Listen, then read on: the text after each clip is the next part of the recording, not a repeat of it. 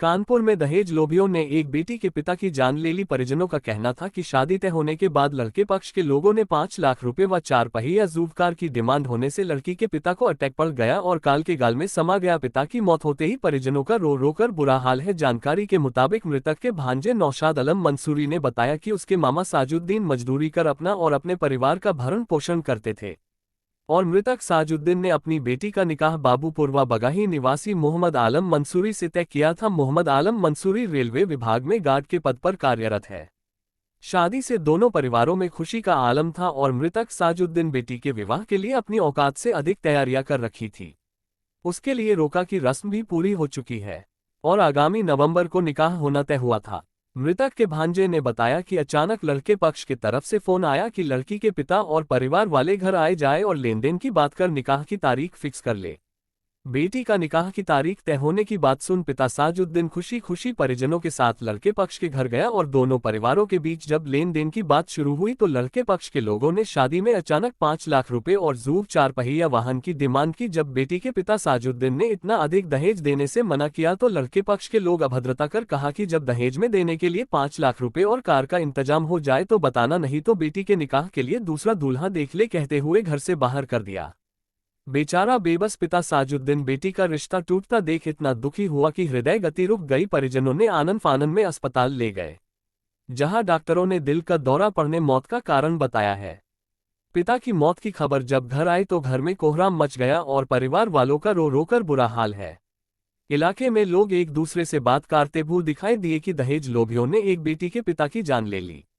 Bite Mohammad आलम मंसूरी मृतक का भांजा। कानपुर में दहेज लोभियों ने एक बेटी के पिता की जान ले ली। परिजनों का कहना था कि शादी तय होने के बाद लड़के पक्ष के लोगों ने 5 लाख रुपए व 4 पहिया ज़ूव कार की डिमांड होने से लड़की के पिता को अटैक पड़ गया और काल के गाल में समा गया। पिता की मौत होते ही परिजनों का रो रो कर बुरा हाल है। जानकारी के मुताबिक थाना कर्नलगंज केले वाली मस्जिद निवासी मृतक के भांजे नौशाद आलम मंसूरी ने बताया कि उसके मामा साजुद्दीन मजदूरी कर अपना और अपने परिवार का भरण पोषण करते थे और मृतक साजुद्दीन ने अपनी बेटी का निकाह बाबूपुर व बगाही निवासी मोहम्मद आलम मंसूरी से तय किया था। मोहम्मद आलम मंसूरी रेलवे विभाग में गार्ड के पद पर कार्यरत है।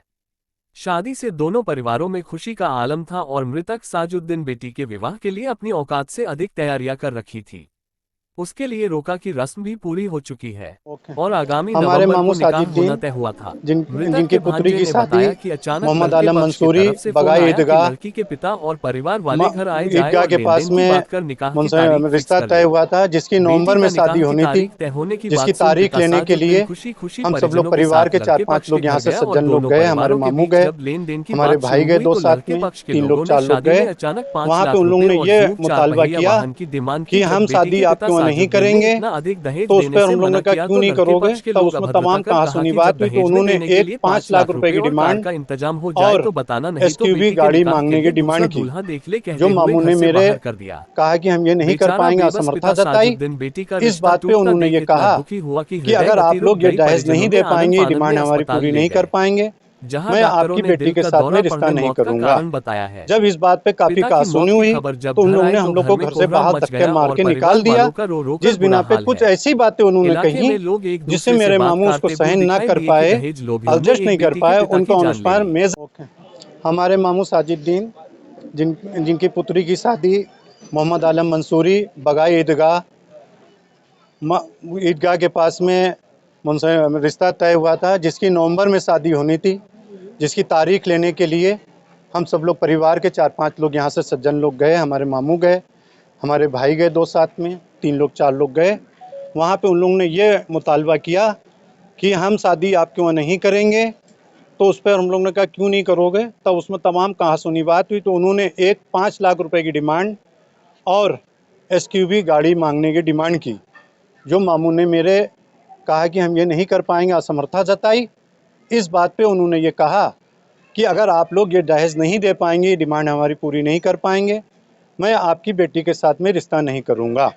जब इस बात पे काफ़ी कहासुनी हुई तो उन लोगों ने हम लोग को घर से बाहर धक्के मार के निकाल दिया, जिस बिना पे कुछ ऐसी बातें उन्होंने कही जिससे मेरे मामू उसको सहन ना कर पाए, एडजस्ट नहीं कर पाए। उनका on expire major attack, doctor के रिपोर्ट के हिसाब से उनको मेजर अटैक आया, जहाँ पे काफ़ी लोग प्रशासनिक जो अमला पुलिस वगैरह भी आ गई थी। और फिर उन लोगों ने ये कहा कि आप इनको पहले हॉस्पिटल ले जाइए। हम लोग कोई भी एप्लीकेशन थाने में डाल नहीं पाए, जबकि वो लोग हमारी मदद करने के लिए तैयार थे हर तरीके से। और फिर हम लोग वहाँ से जब उनको कार्डियोलॉजी लेके आए, पहले हम सज्जन नर्सिंग होम बावपुरवा में वहाँ ले गए, तो वहाँ से डॉक्टर नसीम साहब, उनसे फ़ोन से बात हुई, उनकी पल्स नहीं आ रही थी, बीपी उनका डाउन जा रहा था। उसके बाद में हम लोग कार्डियोलॉजी लेके गए। कार्डियोलॉजी में डॉक्टरों ने भरपूरियास बहुत कोशिश की हर तरीके की उनको बचाने के लिए, जो ज़रूरियात थी इंजेक्शन की उनको पूरी दवाई दी, वेंटिलेटर हर चीज़ मुहैया कराई, कोई भी कोताही नहीं रखी अस्पताल में। और उसके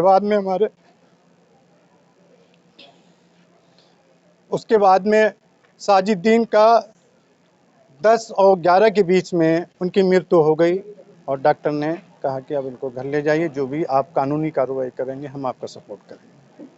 और हम ये चाहते हैं समाज के अंदर ऐसे लोगों की, जो लोग शादी, और ये मोहम्मद आलम मंसूरी जो हैं और उनके चचा मोहम्मद आलम मंसूरी, उनका भी नाम है, ये कम से कम 20 रिश्ते इसी तरीके से तमाम लोगों के रिश्ते करने के बाद में वहाँ के लोगों से पता ये चला, क्षेत्र के लोगों से, कि मतलब ये रिश्ते जब अनकरीब रिश्ता शादी का टाइम आता है, इसी तरीके से ये रिश्ते ठुकरा देते हैं और ये अपने घर को परिवर्तन करने लगते हैं। तमाम उन्होंने हमें धमकी दी, हम ये कर देंगे वो कर देंगे, लेकिन हमने ये बात पे हम लोग ने कुछ एक्शन नहीं लिया, कोई ऐसा कदम नहीं, चूँकि हमारे मामू को अटैक आ चुका था साजिद्दीन को, और हम उनको सीधे हॉस्पिटल लेके आए। जिस लड़के से रिश्ता तय हुआ था वो क्या करता है? वो रेलवे में बहैसियत, जो उन्होंने बताया, वो गार्ड की पोस्ट के ऊपर हैं और वो बताते हैं, उस दिन वो मौजूद वहाँ नहीं थे, लेकिन वो बार बार अपने चचा से फ़ोन से बात कर रहे थे। वो ये कह रहे थे कि जब तक के गाड़ी और 5 लाख रुपए की हमारी डिमांड नहीं होगी, वो वहाँ से फ़ोन से अपने चचा से, अपनी वालदा से और अपने बहनों से कह रहे थे कि जब तक कि हमारी डिमांड ये पूरी नहीं होगी, जब तक कि मैं वहाँ से वो शादी उस लड़की के साथ में नहीं करूँगा। ये उनकी डिमांड थी, लड़के की फ़ोन से बात थी, जो हम लोग के सामने आया, क्योंकि मैंने कोई फ़ोन से बात नहीं करी थी इनसे। मतलब ये दहेज लोभियों ने जान ले ली। हाँ, दहेज लोभियों ने हमारे साजिद्दीन की जान ले ली। और ऐसे लोगों से, ऐसे समाज के अंदर ऐसे लोगों का, चाहे वो किसी वर्ग का हो, ऐसे लोगों का बाइकाट होना चाहिए। और अपनी लड़की के खातिर, अपनी लड़की को, अपनी बेटी को, ऐसे लोगों को, ऐसे ये समझ लीजिए जंगल के जानवरों से भी बदतर ऐसे लोगों के वहाँ अपनी बेटी का विवाह नहीं करना चाहिए किसी भी